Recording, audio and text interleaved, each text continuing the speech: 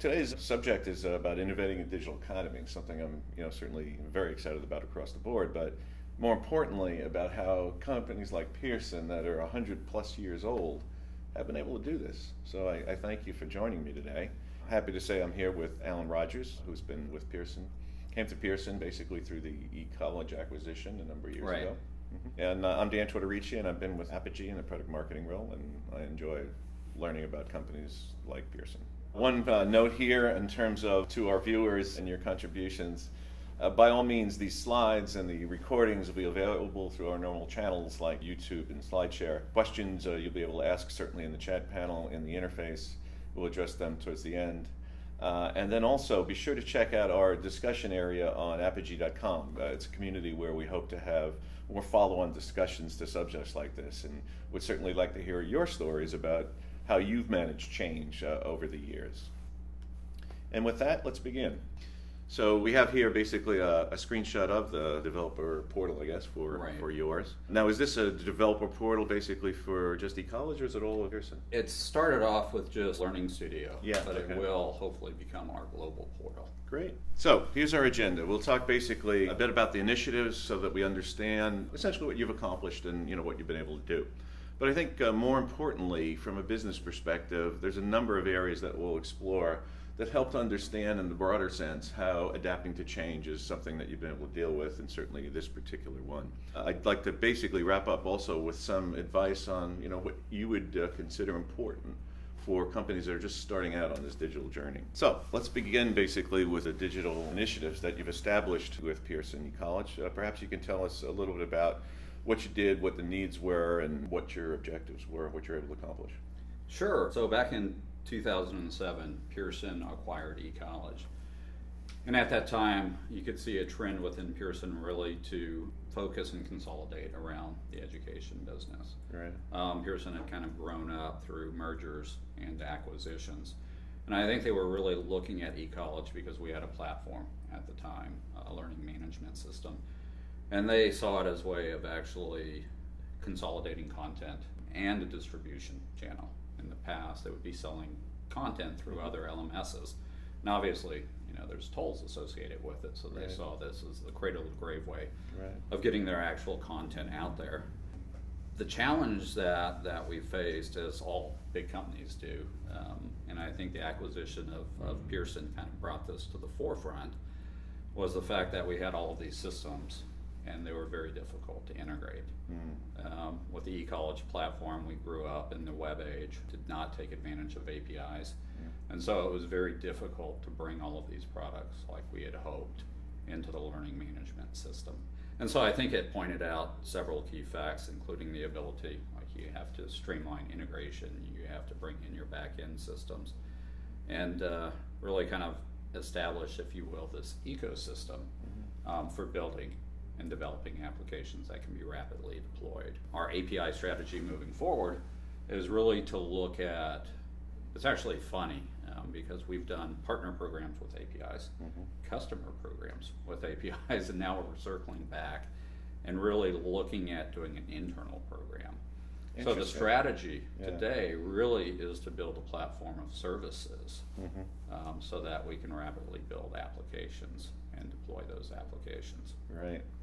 That's interesting because many times people start at really, any one of the 3 points, right? Internal, partners or otherwise. But it does show how whatever journey you take, there's certainly benefit and power in each one of them, right?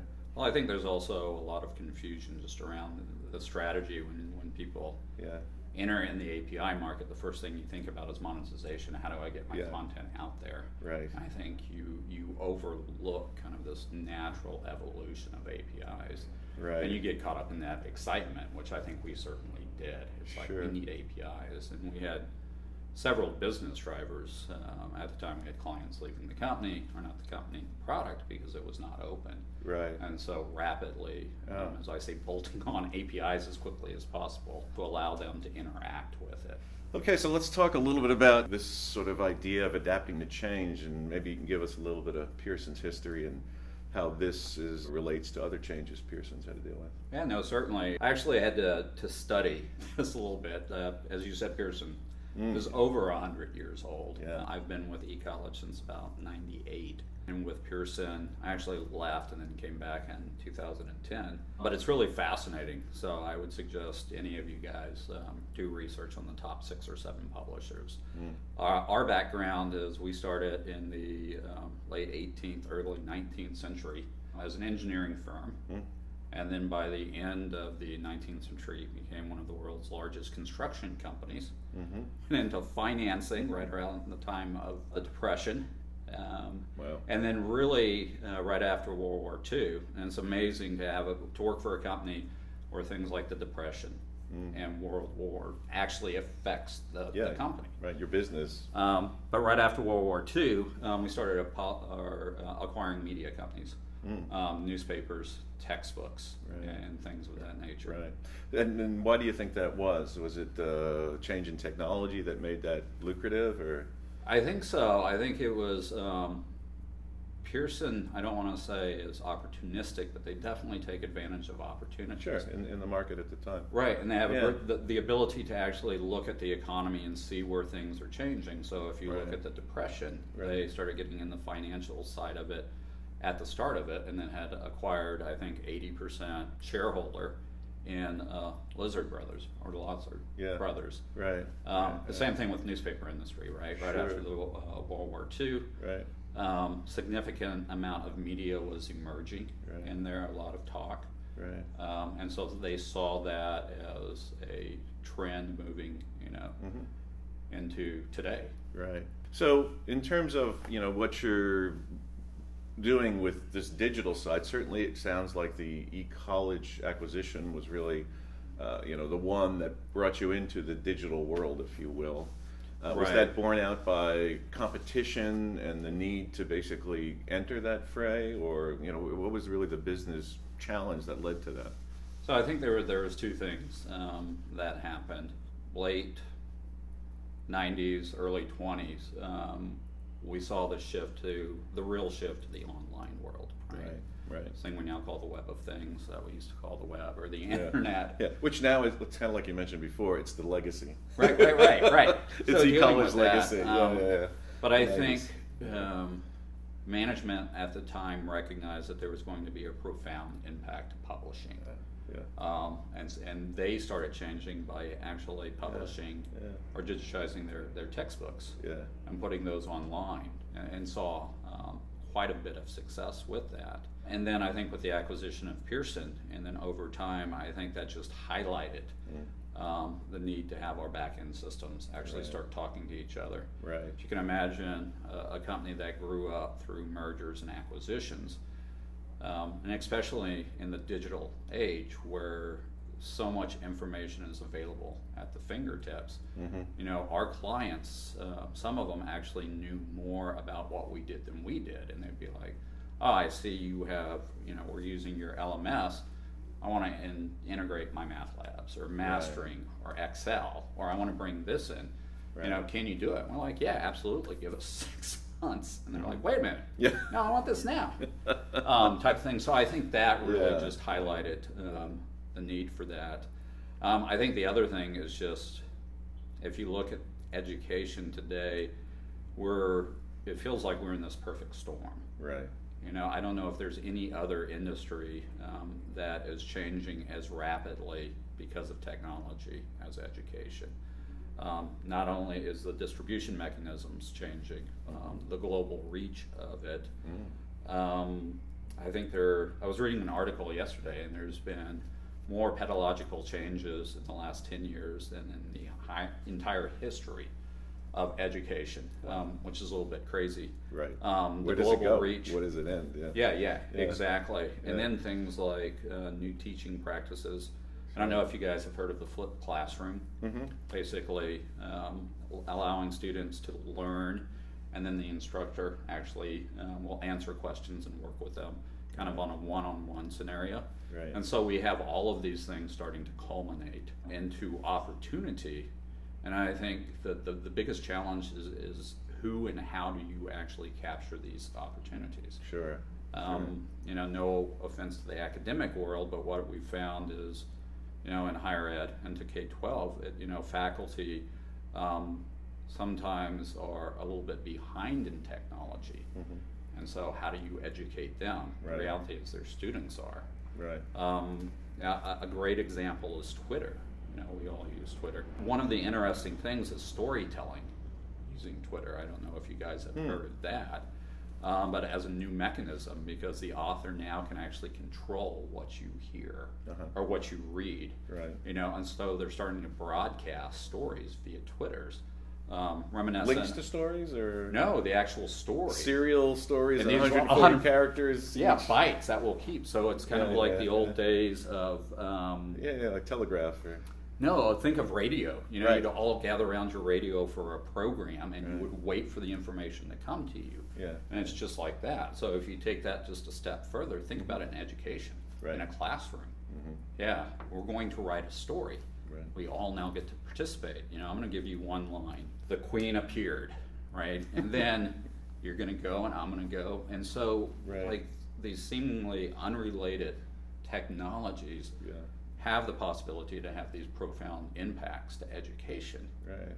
The challenge is how do you capture, how do you pull all of that together? Right. Right. How do you normalize it? How do you assign, levels of value? That's what degrees are. Right. Yeah. Right. I would think that you'd also, in addition certainly to normal educational channels like higher ed and all that, the need to learn is sort of an ongoing life skill. Right. That what you're working on would be valuable in that domain as well. Right. Well, and I was talking to Zach earlier today, and we were talking about the fact that a lot of companies are actually sponsoring universities for very specific programs. Right. And so they will instruct the students in exactly what they need to know. So I think you're starting to see this thought of having degrees start to disappear, right? Certifications in a very specific area, like APIs for Apigee. Right. It's almost like the vocational aspect of training. Right. Right. We're going back to the craftsman right. type of aspect. Right. The other thing is that in our industry, like within the last year, we're seeing a whole new segment of people jumping into the learning business. So a great example of that is, I think it's Bank One, collaborating with Khan Academy. And so you can go in there and you can actually learn finance. And so if you're an institution, your competitors are no longer. So one thing, so eCollege, we have a product called Learning Studio that's focused for the for-profits, and so we will use terms like competitors. Yeah. Where in the R1 or the research institutions, they're not necessarily competitors, other than trying to get the best students, and things of that nature. This change for you certainly was, for Pearson, was certainly a major business change. So I'd imagine, where it started was on the business side. Is that accurate? That is accurate. Yeah. And it was driven again by having a bunch of different products, a bunch of different platforms, and really trying to figure out, especially within the last 2 years, what is going to be relevant to our business in the future. Great. Right? And we've sold some companies, we've divested, and we've done a reorganization of the company around the learner, trying to put the learner actually at the center. Yeah, let's dig a little bit into sort of the journey. Any new technology, any project in that area always has obstacles that you have to overcome. And I've certainly seen in my experience where the implementation of technology, it's usually not the technology that's the challenge, but it's the social and organizational impact in managing that. For you, what were the obstacles that you had to overcome? Right. How did you do that? So I think we're still doing it. Yeah. It's funny. It's like when we get to the top of the mountain, it's one of There's those false horizons. You keep going up. Right. But I think you hit it with the social aspect, with the education aspect. Yeah. I think that was by far the biggest challenge is having people actually understand the technology. And I think our challenge is that's what we did. We talked about the technology. We didn't talk about the problems that it solved. Right. But as a large company, you have the traditional obstacles, silos, politics, ownership, fear of change, especially in an industry such as education. a lot of legacy, a lot of traditions have been established, and a lot of the folks who work for us came up through the traditional education system, and you know, digitizing a textbook is fairly significant. And then trying to convince them of how things are changing and how you can take advantage of this has really proved quite challenging. In fact, one of the things that we do is we actually try to survey the company, and it's something that I'm sponsoring, and it's not the technical people, but just survey what are APIs, Right. What technology, you know, things like that, and it's responses are diametrically opposite. You know, if you were looking at it, don't know anything, I know a whole heck of a lot. Yeah. But again, I think having people understand the technology, without technology, talking about the technology is probably one of the the biggest challenges to overcome. And I think the other thing is just the size of the company, all of the shops who are coming up, trying to grasp onto technology in a very different manners and trying to provide like some type of global standard around there. You know, the saying or herding cats as developers. It's like herding divisions of Pearson trying to get us all moving in one direction. Right.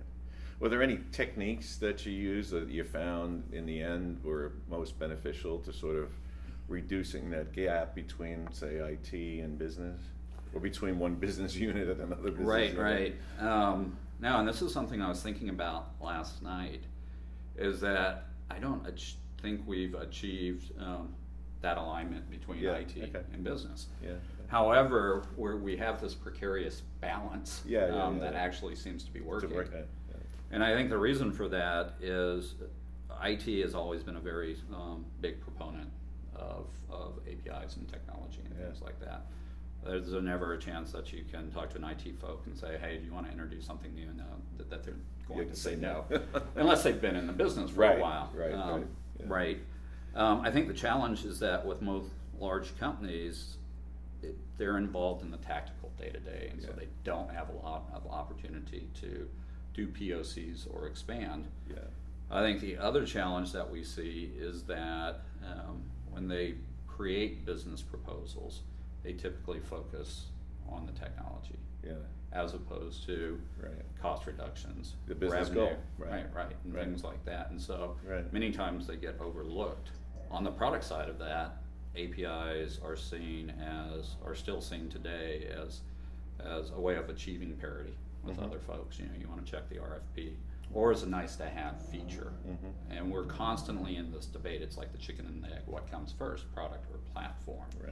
And we've literally spent a good 2 years having those debates. I was going to say arguments, but that's probably not the best use. Discussions, thank you, about what we do. And so I think we've agreed to disagree in what we're doing today as we're doing both. So we are developing the services back end in parallel with products. And having these dialogues that go back and forth. If you get there first, great. If we can get there, start using this. And I think at the end will be a very robust ecosystem because it's not one product. But you know, at least 4 or 5 right now that are being developed in parallel with this platform. And as more go, you know, at the end of the day with APIs, you want to genericize them as much as possible. Are building these things to support a wide variety of products today with the goal of these things forming a platform, or think of it as an internal path, if you will. I think is leading us down the right path. Sure. You know, it's interesting when I think of eCollege, and I think of how companies often try to bring technology in like that. You know, they'll set up like a separate organization as sort of, you know, the entry point for that's dealing with modern technology.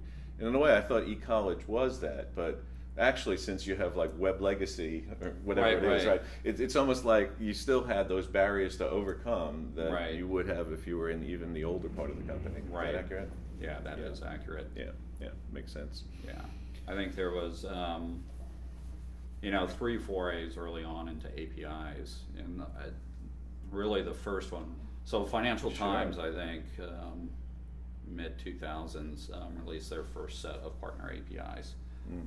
But very much partner to partner. Hey, if you want the documentation, I'll send it to you, that type of relationship.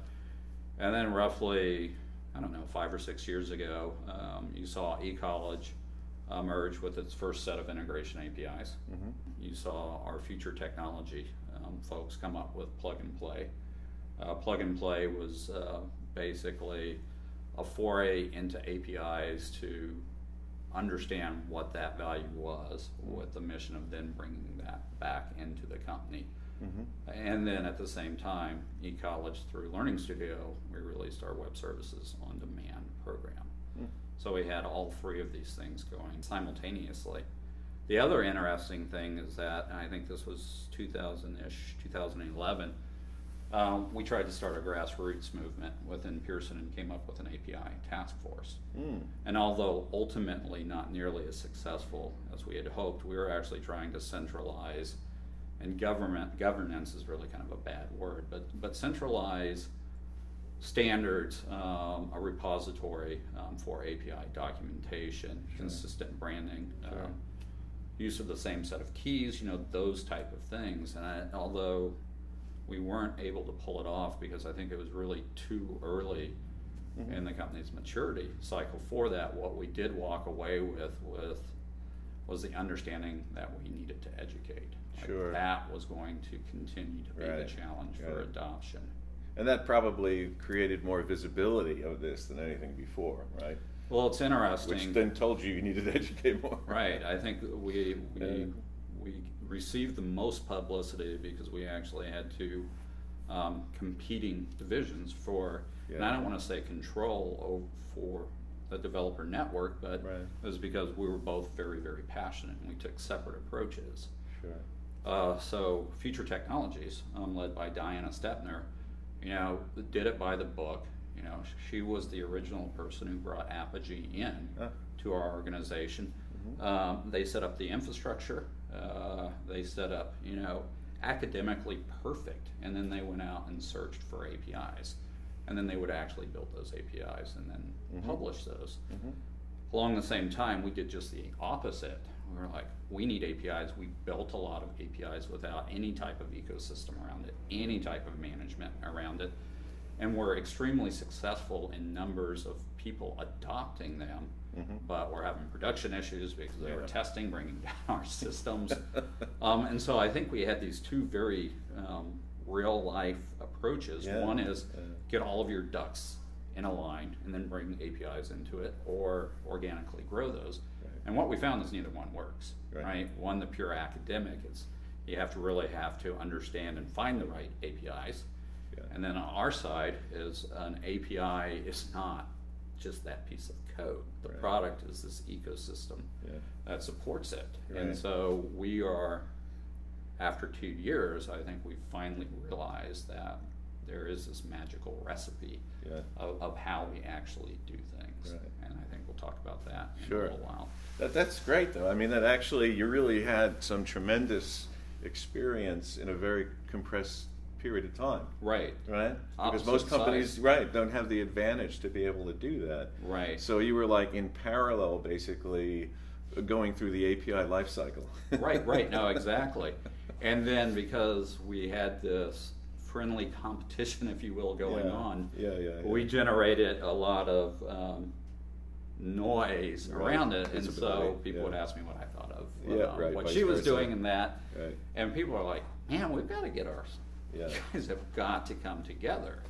And so that tension, I think, created a buzz for the executives to start looking at it and going, well, we need to, what are these guys doing? They're like these two orbiting stars that are going to crash. And hopefully something good comes out of it. Well, it certainly sounds like it did. Yes. So when I think of change, and certainly, again, companies that are 100 years old, I mean, I'm just kind of mystified by companies that can live that long. But clearly you weren't there for the 100-year-old change, which goes all the way back to electrification. Right. My research pointed out.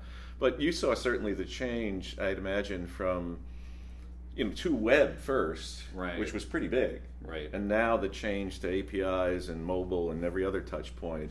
How would Right. you compare those two? So I think that the change to web was very positive. I mean, it was new territory, right? Yeah, gold We rush. saw opportunity. We're very quick to get material online.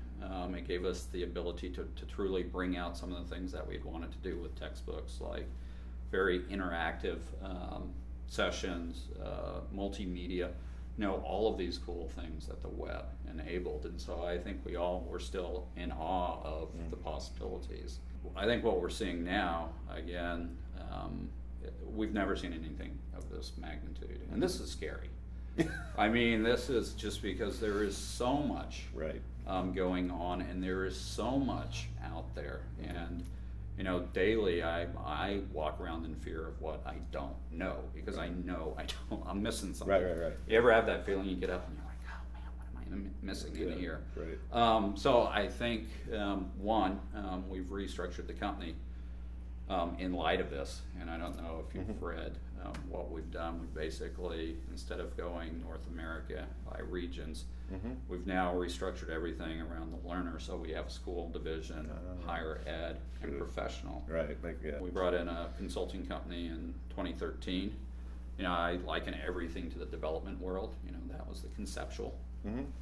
Right now we're working through the prototypes, POC, seeing what's worked with hopes, and really in 2015 that we'll figure this out. But technology and how to use this technology, I think is still a little bit scary. Our competitors are no longer these huge companies; they are you, right? And they're everybody. If you look at APIs in 2010, if you did a search on they didn't have an education category. So forget about it. Now, there's 200 very specific to education, and so you're starting to see this start to evolve. Right. And I think it changes for the first time in our history. I mean, we're acquired. We can't just acquire companies anymore. Hey, that's cool. We're going to buy the technology. Is forcing us to rethink how we engage with partnerships, and so partners are becoming very much part of our story and building our applications and such that we can bring those things in. Makes a lot of sense. Yeah, we've actually purchased schools. We run our own college. We have a large share in one of the largest English colleges or universities. I believe it's in Brazil. Hopefully my boss is not watching this, testing me on my skill in all of this. Right. So let's talk a minute about, as part of this journey, how you'd measure success, and whether KPIs, which kinds, Right. How did they relate to the business criteria? What did you see here? What'd you do? I think, like most companies, at first, very much objective metrics, cost savings, revenue created with that. And then as we got more involved into APIs, some of the standard measurements, we'd look like time to first hello world. Yeah. Really, partner adoption rates, obviously a very big one, how quickly they could get on there. Right. Number of applications, but more importantly, type of applications. Looking for, we're not just rebranding what you've done, we're looking for innovation where you're actually bringing a bunch of different things in to create something new, is really a big driver. But I think really for us, the more important measures of success really are subjective. Sure. Company education, right? How many of us actually understand what this technology can do?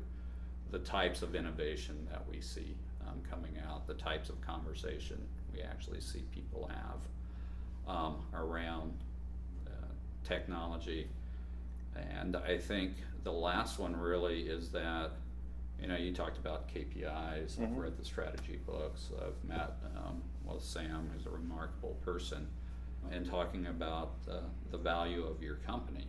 And I don't think we've even come close to tapping into the value of Pearson. And this is just me thinking through this. You know, we will expose a tremendous amount of APIs, structural APIs, data APIs, all of these things.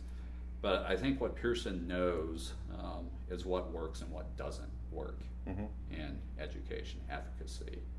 And to me, that's the holy grail, is how do we expose that through APIs? And I can actually envision this world of which you have metadata around content that is going back into Pearson, and we're leveraging that data to understand how it performs against certain learners, right? And building up efficacy around that, where you could see in the future for teachers, for content, for tools, this efficacy rating. So that if you think about going into the App Store or something like that, you got, you know, hey, the 5 thumbs up or something like that. Imagine going into and building a class in which you can look at content and say, for the visual learner, you know, this has an efficacy rating of 5 and it's been done independently. And so that's like what kind of drives me. How do we get to like this knowledge, this collective knowledge that we have in Pearson and in data, and provide the ability to actually and that push that out. Like to me, that seems to be transposing your core strategic differentiation into this new world. Right. And I think the new world, it pretty much goes away from content delivery so much, because as we all know, content is changing. It's going, the price is going down. You know, we made a ton of money on textbooks. We're giving a lot of those things away for free. We made a lot of money in LMS. A couple of years ago, we introduced Open Class for free. And the reason for that is that the numbers made no sense to actually charge like $1 a person or something like that. So let's just give it away. But really driving the analytical aspect of this is that I could see at some point where Pearson is the expert in education and efficacy, and it's the data, all of the data I'd love to see flow back into Pearson. Not that Pearson would ever own the data, but you know, scrub it, look at it, develop those algorithms around what works and what doesn't. Certainly. In fact, we have an efficacy page now that you can go to, and it's basically an efficacy framework in which you can plug in your data, and it will predict the efficacy of your project. Interesting. And so I'm trying to figure out a way to turn that into an API. And I don't think they're ready for that yet. Right. No, stay away. But exactly. So yeah, I think you see the digital transformation.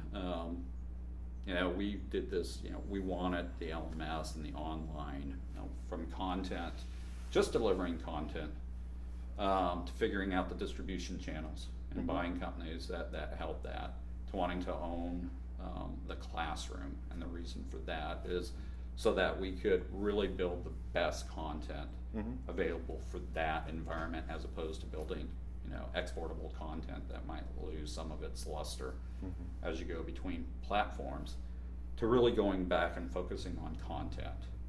And then I think ultimately it is leveraging the knowledge, you know, truly. Certainly. Like that I see is Pearson's #1 asset. You know, you mentioned Financial Times, division, I guess, of Pearson. Right. One of the things that I find remarkable about them is they have this digital-first strategy now, where they've transitioned from, it's not just print, it's really, let's do this digital first, we'll figure out all the rest of the pieces later. It almost sounds like you're in the same vein. Is that accurate? Yeah, that is accurate. I would say there's 2 movements afoot. One is One Pearson, we introduced a couple of years ago, which really empowers everybody within Pearson to recognize duplicate systems and propose how we actually collapse and consolidate these systems. And the way to go about that, obviously, through APIs, and or exposing legacy data. And then the second huge initiative is, I keep talking about learner first and efficacy. And in this day and age, you can't put the learner first without a technology initiative, whether it's mobile first, analytics, data, digital initiatives, those are all being driven by this concept of learner first. Sure. So to answer your question, yes, absolutely. Right. Right. Yeah, and by the nature of the business, I guess it's quite interesting. Well, we've got one more sort of area here to talk about, basically, which is a little bit of advice for those that are just kind of starting out. And I often find that it's one of the most interesting. Right. So think for a moment about someone who's in some other company, whether it's 100 years old, 50 years old, or whatever, and they're thinking about digital, but they're not quite sure where to begin. What would you advise them? Definitely not to go down the path we took. No. You mean the dual path, or? Yeah. Well, exposing your APIs, like literally, without a plan. just a little segment, and then I'll come back. Yeah. We had lost a client because we weren't open, so we bolted on APIs, and then we Right. got them out, and everybody was like a love fest for 6 months, and all of a sudden it's like, well, we got to Reality. maintain these things. Yeah. And so literally Okay. 70% of the velocity of our product dev teams were going to actually supporting the Infrastructure. APIs. Yeah. And we just came to a halt. And then, experiencing all of these system issues. We had one client who had maybe 4 million transactions a year, had 4 million transactions in under an hour. Wow. Because they were coming up with this pre-caching strategy, Yeah. and brought us to our knees. And Yeah, so yeah, it was yeah, like, yeah. oh. There's so much you don't control. Right. Yeah, So, in that environment, really forced us to think through that. But in terms of advice, one, education. There's so much material out there. Mm-hmm. I think two is to find really a company that has the same patterns as your company. It doesn't have to be the same domain. And so I look at Salesforce every day. Right. Yeah, proud to admit that. They're not in our industry, but what they're trying to accomplish or have accomplished is kind of the gold standard of exactly what I want to accomplish. So I look at them. I would say take advantage of what you have if you have APIs, because you're going to need experience. I run into a lot of companies who go out and try to build a bunch of new stuff, which they don't have experience with. Instead of doing that, expose your APIs. And we've worked with a strategy that I just discovered recently. I thought it was wrong, but obviously it's a well-defined method of crawl, walk, run. Right. I don't know if you guys actually coined that term. Yeah. But sure, it's older than that. but for every API set, literally expose it, work with a couple of very good partners, understand the value, understand if it can be successful. Right. And success is measured in a lot of ways other than monetization. Yeah. Right. And then Which really, ties back to business goals. Have business Right. goals that you're trying to accomplish with it. Right. Yeah. Right. The walk stage really is industrializing those in the operation, which we missed.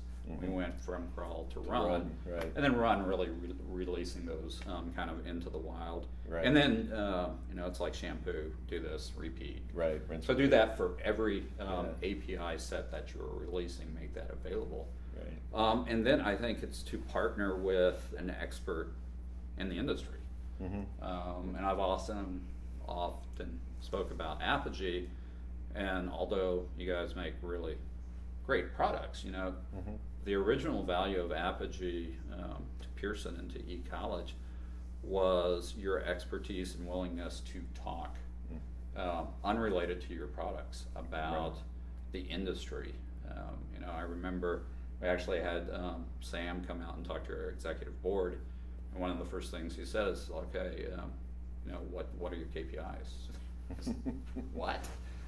No, we're talking APIs. Right. But I think it gave us a lot of confidence in the unknown. Like you could come in and say, yeah, you can expect that. Right. And so I would say that's probably one of the biggest shortcuts to success is finding an expert in the industry, leveraging what they know, and then build experience.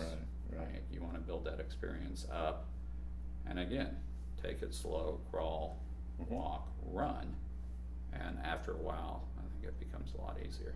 Sure. The last thing is you got to get business on board. There you go. And so you have to quit talking about APIs. Right. You have to talk about integrated systems, the value of multiple products, the value of being able to deploy to multiple devices simultaneously. The business value of all that. Yeah. Right. We got to quit having the conversations around APIs. Right. Kind of get that API word out of the conversation. Right. We need to point a new, like it's just a business enabler. Sure. So would you say that by talking about the business, then you were able to address concerns of the skeptics? How did you deal with? Are there skeptics in this area? Oh, maybe not in Pearson. They've been around so long, they've all morphed. Yeah. So I think I go back to education. Yeah, right. Most skeptics that I run into really don't understand what we're trying. It's another technology. Like, why are you selling on another technology? God, blah blah blah. Right. And I think the other thing is really business cases that they understand, solve their problems. Yeah, exactly. Say, hey, what are you trying to do? Oh, we can do X, Y, and Z. Right. And then finally, it's hard to argue with success, even a little bit. With our WSOD program,